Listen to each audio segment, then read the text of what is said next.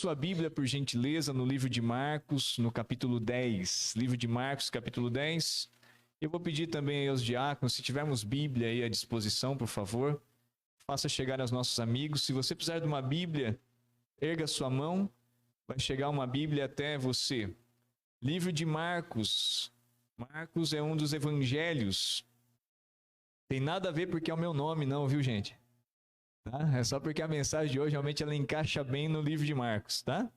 Livro de Marcos, capítulo 10. Abra a sua Bíblia. Vamos lá.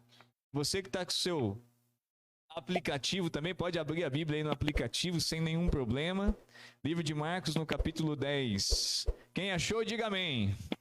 Quem não achou, diga misericórdia, pastor. Espera um pouquinho. Ó, temos misericórdia, isso.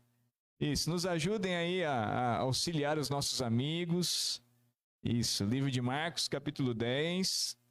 Você pode manter a Bíblia aberta aí, enquanto nós vamos dando um contexto aqui desse capítulo, tá? Mas antes, eu queria contar uma história para você. Conta a história que um sujeito colocou o seu sítio à venda.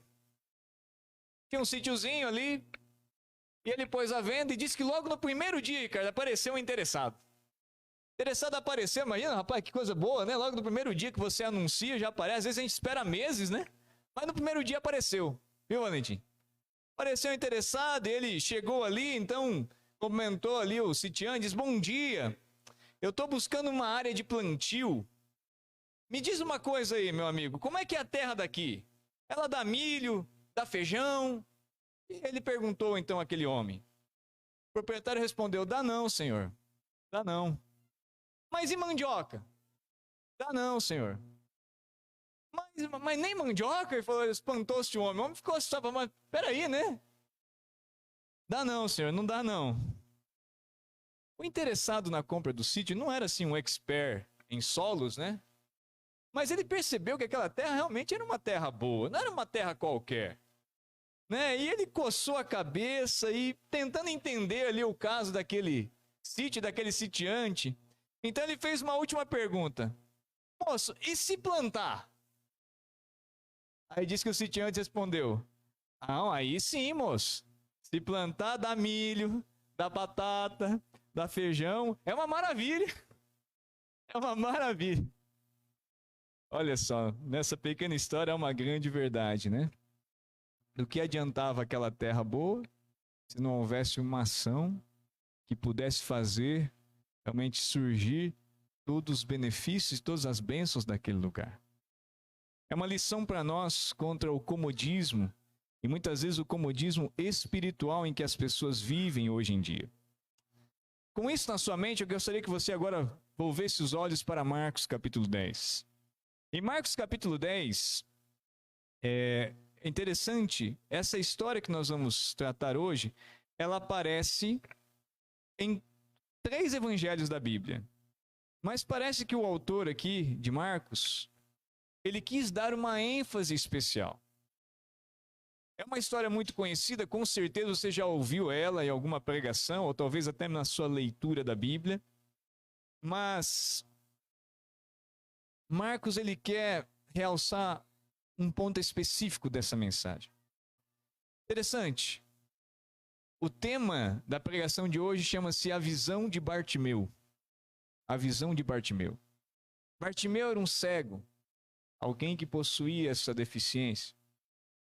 O texto diz aqui no capítulo, quando você olha aqui o capítulo 10, a partir do versículo 2, a história está a partir do verso 46, mas a partir do versículo 2, Marcos vai preparando os seus leitores ali para entender algumas coisas. Primeiro, do verso 2 até o verso 12, ele está denunciando a cegueira dos fariseus em relação à questão do divórcio.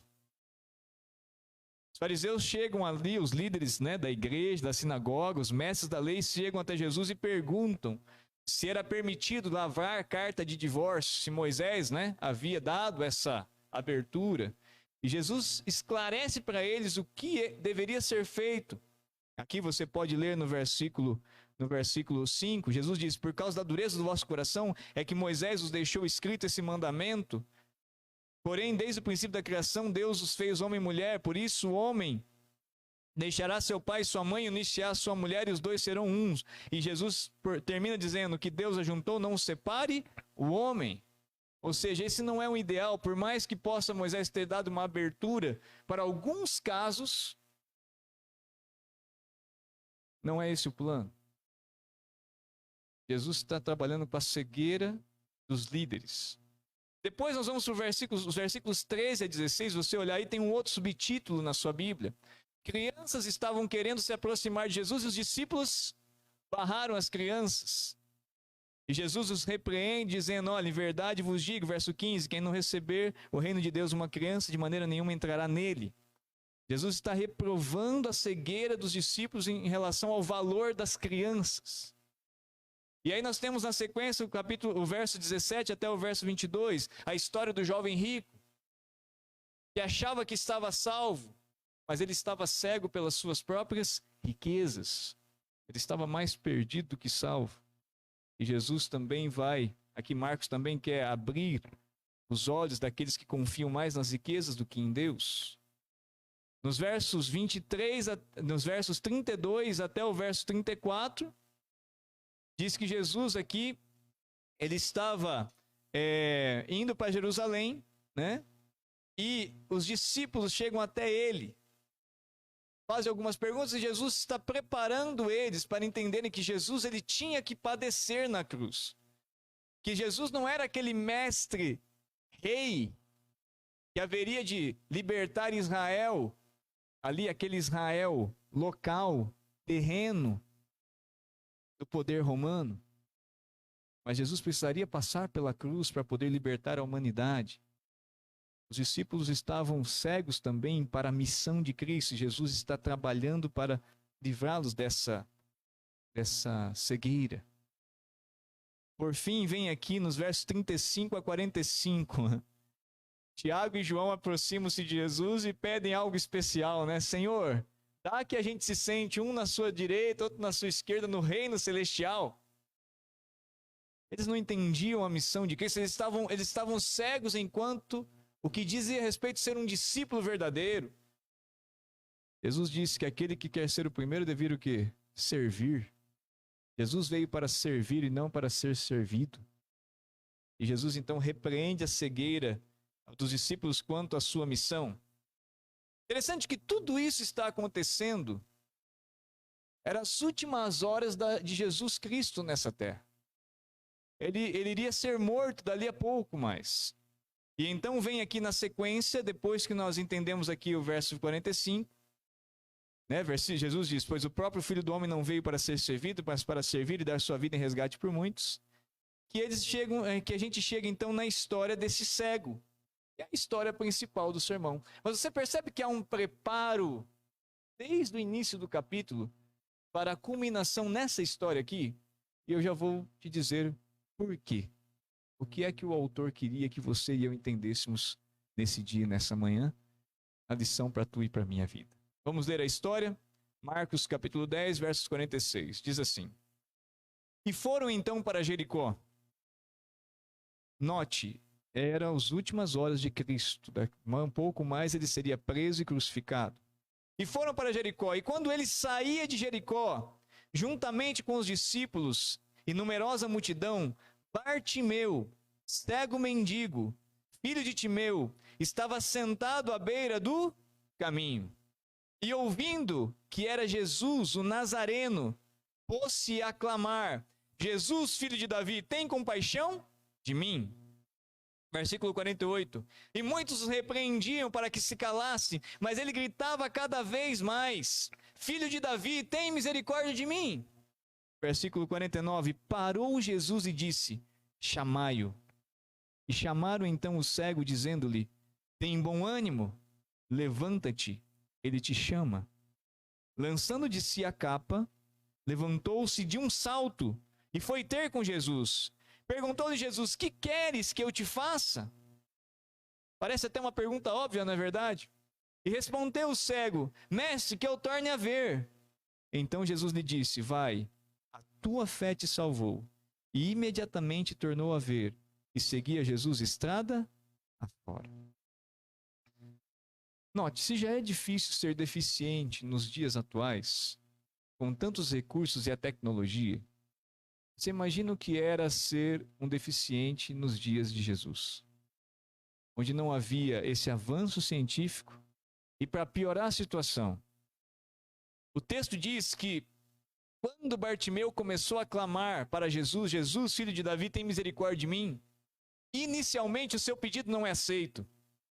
Por que o seu pedido não é aceito? Por que os discípulos não tomam e levam então a Jesus aquele homem que clamava à beira do caminho?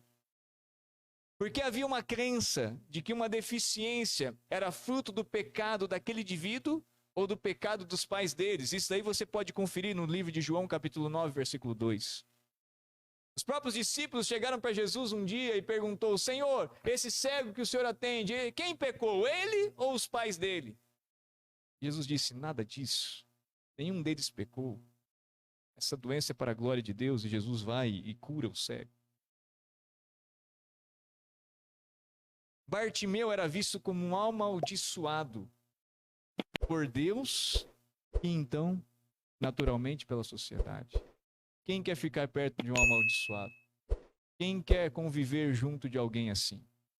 Aquele homem, diz a história, ele era cego e mendigo. Ele dependia da benevolência dos outros. Ele estava sempre ali à beira do caminho, com as mãos estendidas, procurando receber uma esmola. A sua alegria, a sua tristeza dependia de quem? Dos outros. Ele ficava alegre quando alguém lhe dava um pão. Ficava triste quando alguém não lhe dava nada. Sua felicidade dependia dos outros. Essa é a primeira lição da nossa história. A sua felicidade não deve depender das outras pessoas. A sua felicidade deve depender de Cristo. Não coloque a sua esperança, não coloque o seu coração nas mãos de outra pessoa, a não ser Cristo. Pastor, mas ela é tão linda, pastor. O senhor tem que ver. É um encanto. Pastor, mas a oportunidade desse ganho, eu não vou ter outra chance de ganhar o que estão me propondo aqui agora. Pense bem. Não coloque a sua felicidade nas mãos de outras pessoas, a não ser Cristo. O caminho da felicidade é Ele. O pecado, ele trouxe humilhação à vida das pessoas. E é interessante que quando nós percebemos a história de Bartimeu, você percebe que o cego, ele nunca tem nome.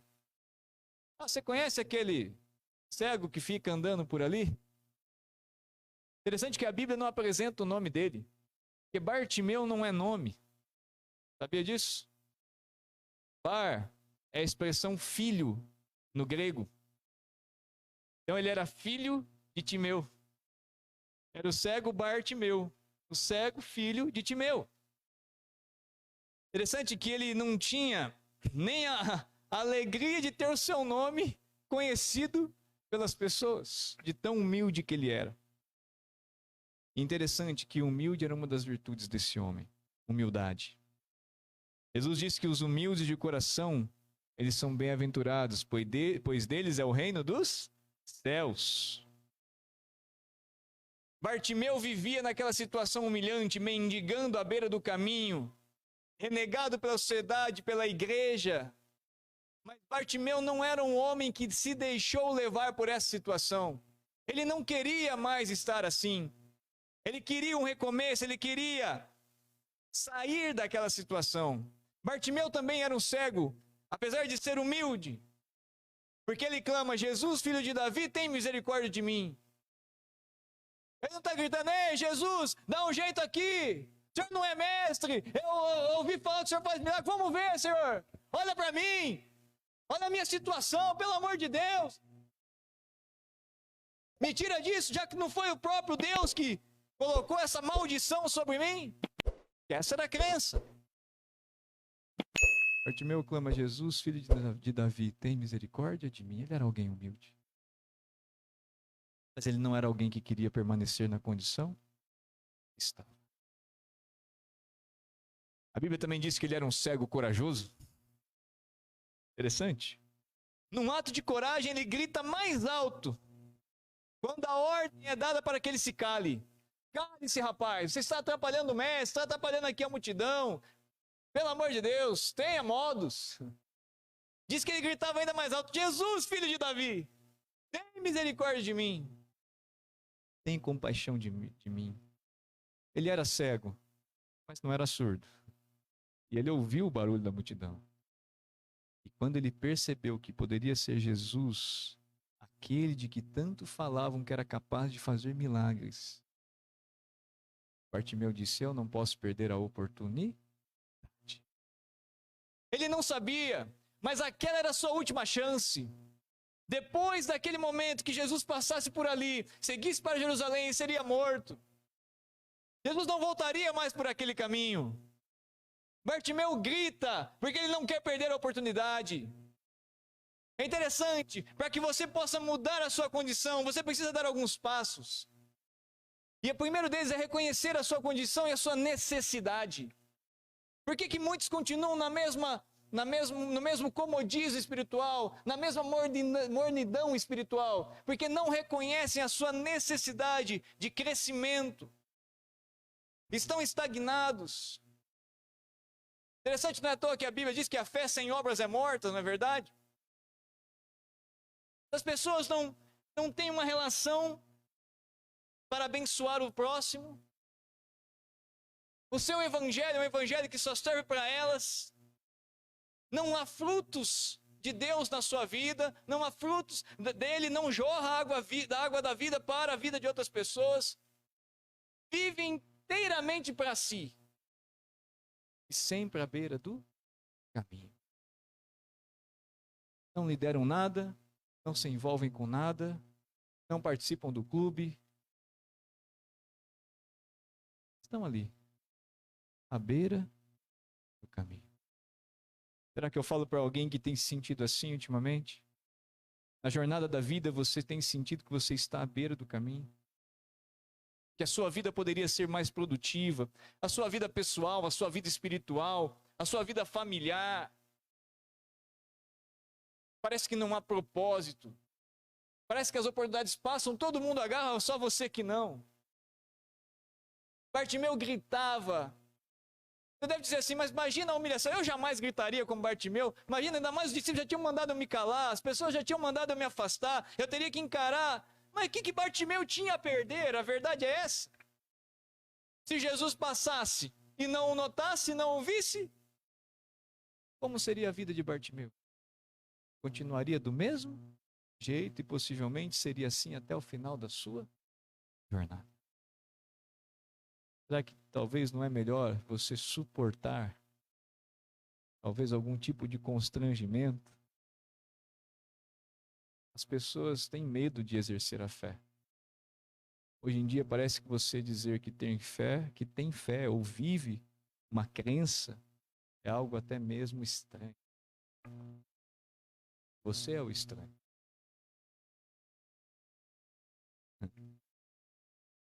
Estar numa roda e dizer que você não participa de tal ato, não se envolve com tais negócios, é estranho. Porque você tem um estilo diferente, é constrangedor. Interessante que nós vemos hoje uma onda envolvendo principalmente os jovens, eu vejo muitos adolescentes aqui. Quero dizer para você, você não depende do parecer dos outros para ser uma pessoa feliz. Você depende de Jesus na tua vida. Eu fui um jovem criado nessa igreja. Quero dizer para você, eu não tenho nenhum trauma por causa da minha fé.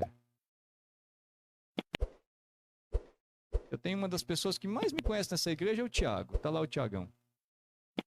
Tiagão, nós estudamos juntos, acho que da quinta, sexta série até o segundo ano do ensino médio.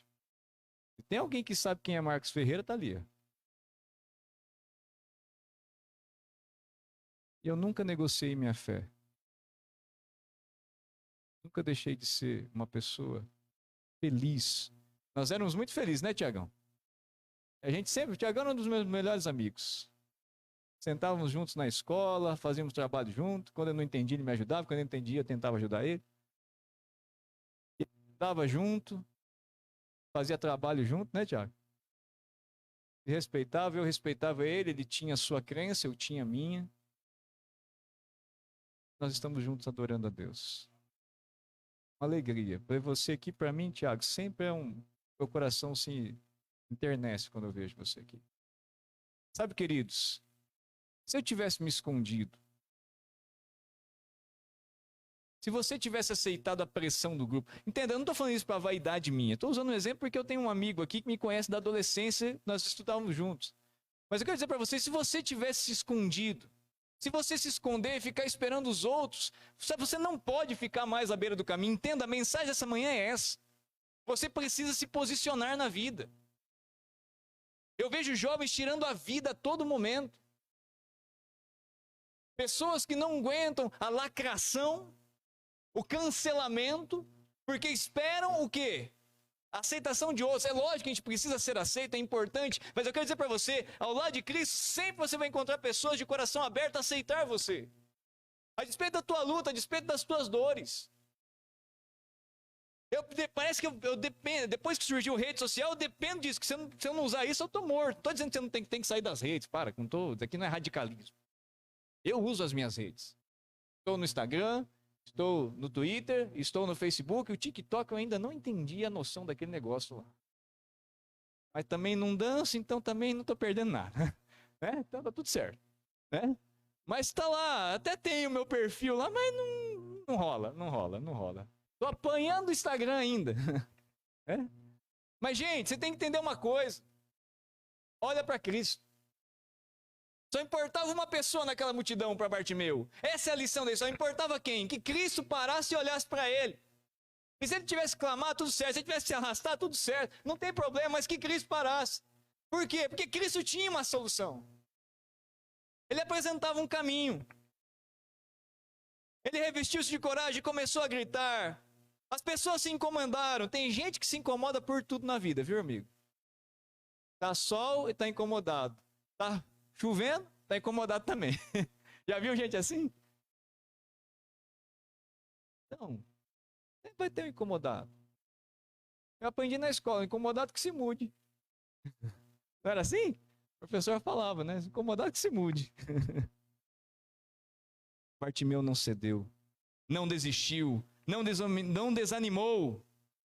Ele não podia ver Jesus, mas ele cria em Jesus. Amém? Foi melhor do que Tomé, que precisou ver para crer. Ele era muito melhor do que isso. Diante da proibição, ele esboçou uma coragem extra, diz aqui o texto da Bíblia. E onde ele encontrou essa força? Era o grito de uma angústia de alguém que queria uma nova chance. Pelo menos uma oportunidade. Essa manhã talvez eu fale para alguém que quer uma nova chance na vida. Ou quem sabe precisa de uma nova chance para recomeçar a sua história hoje. Cristo oferece essa chance. Cristo morreu para que você tivesse uma chance. Sabe, ainda dá tempo de você chegar até Jesus. Mesmo que você tenha que gritar para isso. Um dos últimos tópicos desse sermão diz que Bartimeu, além de ser um cego humilde, e reconhecia quem ele era. Bartimeu, além de ser um cego corajoso, porque ele gritou quando ele percebeu a oportunidade e não se constrangeu diante da multidão que o atrapalhava e que não queria que ele chegasse até Jesus. Bartimeu também era um cego de fé. Ele usa o termo mestre. Raboni significa meu mestre. Sabe, dizer que Gamaliel, Hilel, eram conhecidos mestres da época, dizer que você era um seguidor deles, isso dava até uma certa fama para pessoas, prestígio. Mas dizer que você seguia Jesus, o Nazareno, até mesmo Natanael perguntou, será que poderia vir alguma coisa boa de Nazaré? Interessante que ele diz, Jesus o Nazareno, filho de Davi. Ele é um cego que tem coragem. Ele acreditava que Jesus realmente era o Filho de Deus. O termo filho de Davi era um termo messiânico. porque o Messias seria o filho de Davi. Essa era a profecia de Isaías. E ele usa esse termo aplicado a Cristo, quando os mestres fariseus que estavam ali jamais usariam direcionado àquele carpinteiro. Ele diz nas suas palavras que ele reconhecia que ele era sim o Messias, o esperado, o Salvador. No momento em que Jesus vê uma expressão de fé, deixa eu dizer algo para você, Jesus não pode deixar de parar. Um brado sincero, um brado corajoso, um brado humilde e um brado de fé jamais deixará de ser recompensado por Jesus. Jesus parou. Jesus parou. Está sozinho na multidão. Não está. Talvez você esteja se sentindo sozinho. Lutando sozinho. Em casa, no trabalho, na escola. Mas você não. Jesus te vê. Jesus parou. Quando Jesus para, e os olhos de Jesus olham para você, o milagre acontece. Poder pode vir. E a obra de restauração se inicia. Naquele momento, você pode acompanhar na sua Bíblia, no versículo 49. Parou Jesus e disse o quê? Chamai-o. Imagina a alegria de Bartimeu. Chegaram para Bartimeu, diz aqui o texto, tem bom ânimo. Essa expressão é uma expressão bonita da Bíblia, eu gosto, porque ela diz assim, aguente firme, só mais um pouquinho. Aguenta firme, varão, cidadão. Jesus te chama. E ele estava indo na direção dele, e ele se levantou, diz aqui, levanta-te, e ele te chama. Em versículo 50 diz que lançando de si a capa, levantou-se de um salto e foi ter com Jesus. Essa é uma imagem emblemática. A capa era usada para se proteger. Talvez seria o único bem que aquele homem tinha de valor. Aquela capa, deixar a capa de lado para um mendigo como ele, que vivia à beira do caminho, era praticamente escolher a morte. Pois o frio da noite era congelante. E diz o texto que quando ele ouve que Jesus o chama, ele lança de si a capa. Jogou a capa fora, possivelmente ele estava ali enrolado nela.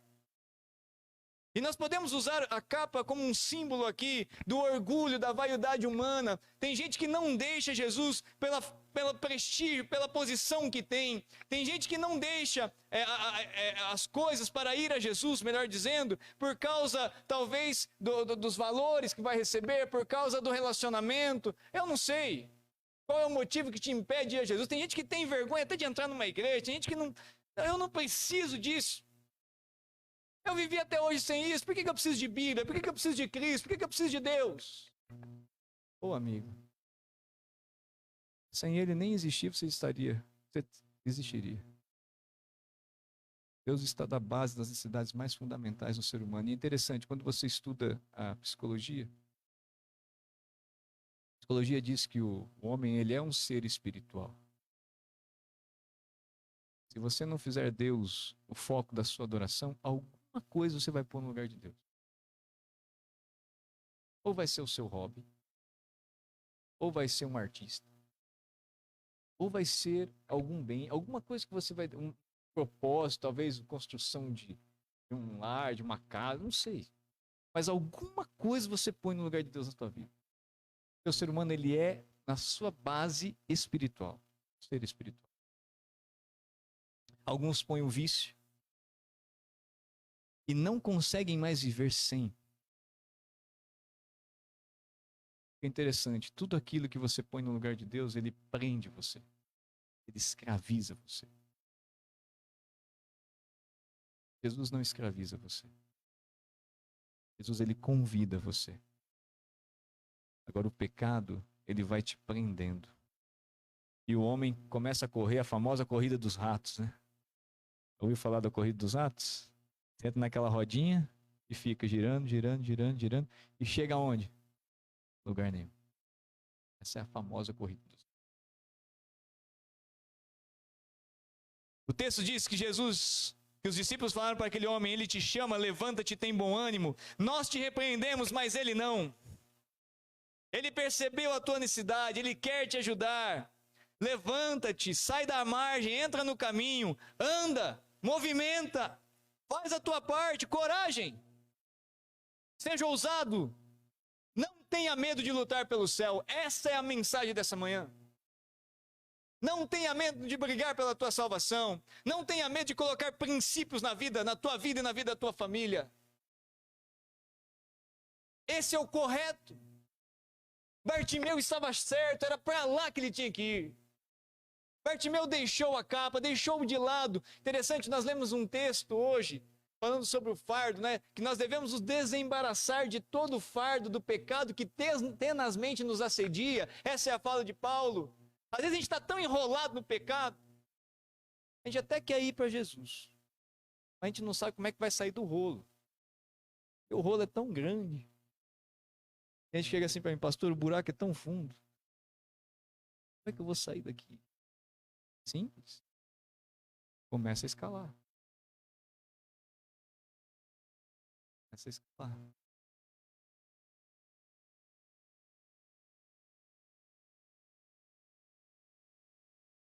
Bartimeu deixou a sua capa, símbolo do pecado, encobrir a história. A mentira sobre si mesmo, as desculpas pelos erros, a pena de si mesmo, seu orgulho, sua soberba. Ele deixa a máscara. Tem gente que vive envolvido por uma máscara. Naquela hora, aquela capa não daria proteção a ele. Naquela hora, aquela capa o impediria de caminhar até Jesus. Dessa forma. Jesus, ele reconhece o coração aberto diante dele. Em vista do chamado de Jesus, tudo mais que Bartimeu tinha perdeu o valor. Em vista do chamado de Jesus, tudo mais que Bartimeu perdeu o valor. Assim deve ser a nossa vida. Sendo Jesus como o primeiro, e as outras coisas vos serão acrescentadas. Lindo, não é verdade? Essa é a história de Bartimeu. Mas Bartimeu não apenas lançou a capa, e a gente vai indo para o final, e meu tempo já correu. Mais que Bartimeu. Diz que Bartimeu não apenas lançou a capa, mas ele se levantou como? Simplesmente pegou, levantou e foi, não? Ele deu um salto. Bartimeu estava atleta, né? Mas interessante a expressão, e de um salto foi ter com Jesus. Imagina a ansiedade, imagina o desejo, imagina a força de vontade daquele homem. Ele dá um pulo e fala: eu quero ir. Bartimeu vai então na direção de Cristo. E sabe, esse salto significa que o processo de conversão e de transformação de uma vida implica em mudanças muitas vezes radicais. Sabia disso? Conversão é isso, né? Você está indo aqui, de repente você converge, você vira. É uma mudança, é 180 graus. Tem gente que não entende isso. Conversar assim, mas dói, pode doer muitas vezes a conversão. Deixar alguns hábitos, deixar alguns vícios, deixar algumas tradições familiares, dói. Mas é importante, é necessário. Bartimeu nos ensina isso porque de um salto ele vai ter com Jesus. Finalmente ele chega até Jesus. E então Jesus faz a pergunta para ele, final: que queres que eu te faça? Interessante que a mesma pergunta que Jesus faz para Bartimeu, ele faz para Salomão. Lembra da história? Salomão podia fazer um pedido a Deus, né? Era fiel, íntegro, ele chega até Jesus e Deus fala: o que queres que eu te faça? Salomão pediu sabedoria. Salomão não pediu riquezas, grandeza, ele pediu apenas que ele pudesse saber distinguir entre a mão direita e a mão esquerda, para guiar o povo na direção certa. Bartimeu, ele pede para Jesus o que somente Jesus poderia fazer. Senhor, Só existe um que pode me curar. Por isso que eu grito. Por isso que eu salto. Por isso que eu estou em tua presença. Eu quero ver. Me abre os olhos. Me abre os olhos.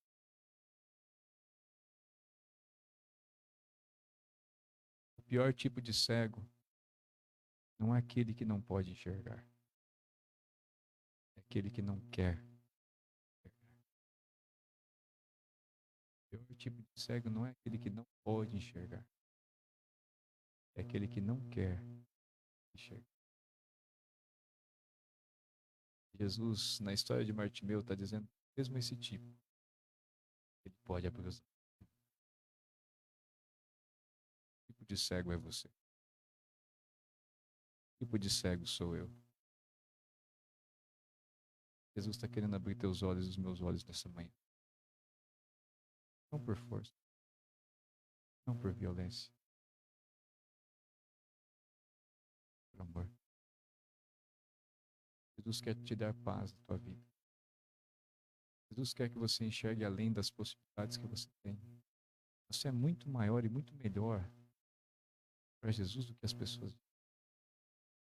Você tem um potencial tremendo. Isso te deu dons e habilidades.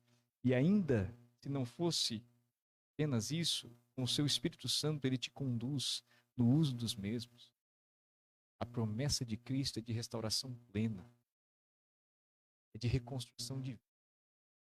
Ele diz: eu posso fazer da tua vida um vaso novo. Mas você precisa decidir hoje em qual direção você vai. É possível começar hoje na direção do céu. E Jesus tem que estar no rumo. Coloca Cristo. A ação dessa manhã. E lembre-se, não importa o desafio. Se você tem Jesus, nele tudo posso, porque me fortalece. Feche seus olhos. Vamos orar. Querido e bom Deus, nosso eterno Pai. A mensagem de Marcos capítulo 10 é um convite para que nós possamos sair da cegueira espiritual, dar um passo de fé na direção de Jesus e permitir que Ele abra os nossos olhos para as possibilidades que somente Ele tem para mim e para cada um que aqui está. Meu Deus, não é teu querer que vidas se percam. Não é teu querer que o mal tome conta e domine o nosso coração.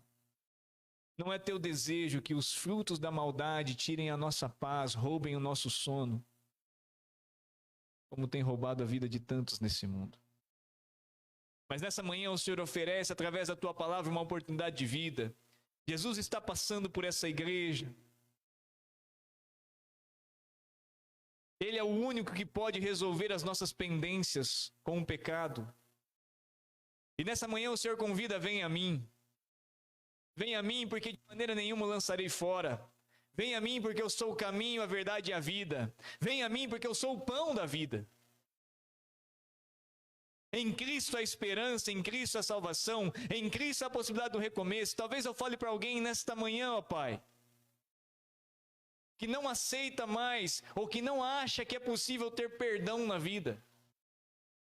Foi longe demais o pecado, está emaranhado demais nas trevas. Mas nessa manhã o Senhor diz: eu posso. Eu posso te libertar, meu filho, minha filha. Eu posso te dar essa nova vida. Em mim você será mais que vencedor. Isso é uma promessa real da palavra. E nessa manhã, meu Deus, que possamos lançar de nós a capa do pecado, a capa que nos embaraça, a capa que nos atrasa. Jesus está voltando. A promessa é real. E nós precisamos, Pai, estar contigo. Há famílias que não têm mais paz. Corações aqui nessa manhã que já se perguntaram se vale a pena continuar vivendo. Por isso hoje, Pai, com as nossas fraquezas, com as nossas nos levantamos e vamos até o teu altar, dizendo: vem a mim, Pai. Desembaraça o pecado da nossa vida.